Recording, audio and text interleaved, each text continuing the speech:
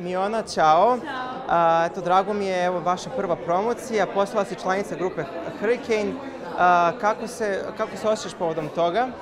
Vrlo sam ponosna na meni i na drugim curama koji su tamo. Pozdravim ovih putem. Vrlo sam ponosna na njih i na ceo posao i ceo rad koji je oko nas, ceo naš tim, da li je beauty, da li je ona viša sila, kako smo ih mi nazvali, ili da li oni koji održavaju naše telo, koreografije i pevanje, tako da vrlo sam ponosna. Odmalena si u muzici, ako se ne varam.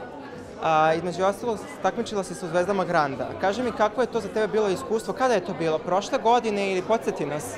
Prošle godine sam bila u Zvezdama Granda. Kad sam bila mlađa, bila sam u nekim novim klincima. To je bilo 2015. 16. To je bilo kad su bile Jaila. Dakle si mi poznata. Odatle. Bila sam mala i buckasta, onako malo sam se stanjila. Još sam u tom procesu sa Milošem Premčevićem, ali bit će. Ali da, bilo je super iskustvo, bila sam prvi put pred kamerama, ali bilo je mnogo drugačije jer je drugačije se boriti za svoje mesto i ne znati šta će biti. A ovo je drugo kad imate ceo tim koji vas gura i stvarno nas svetski pripremaju i za nastupe i za apsolutno sve što se tiče našeg brenda. I fantastično je ovde iskustvo, a u Zvezdama Granda isto takođe bilo lepo, ali na drugačiji način. Upoznala sam mnoge ljude koji su mi mnogo značajni dan danas, sa kojima se još uvek družim. Ko ti je bio mentor, izvini? Đorđe David. To je car od čoveka, ovim putem da ga pozdravim puno. To je čovek koji se dan danas javlja svima nama koji smo bili u timu kod nas jer nas smatra kao svojim decom, to je svojom decom, izvinjam se za padeže, iz Francuske sam. I kako se zove, stvarno je tu da nas podržava maksimalno i bio je i tad. Imali smo probe svake nedelje da bi usavršili šta treba da radimo tokom nastupa.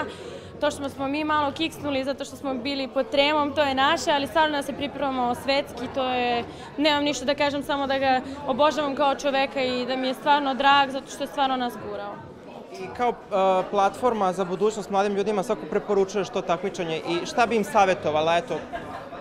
Pa, ne bi im preporučila bilo koje takmičenje, mislim, može da idu i ne moraju. Ja bih im samo preporučila u bilo kom domenu da samo prate svoje snove. Jer je to osnovno da uvek veruju u sebe i da uvek veruju u svoje snove i da uvek se podržavaju i da se vole. To je najbitnije što to mnogo nedostaje sad u našoj generaciji. Svi su tu da se upoređuju, da bude ovo je bolji od ovoga, ovo je bolji od onog. Ovo je debe, ovo je mršav, a na kraju to nije bitno. Bitna je osoba i ljudi kao ljudi. To je moja poruka za decu.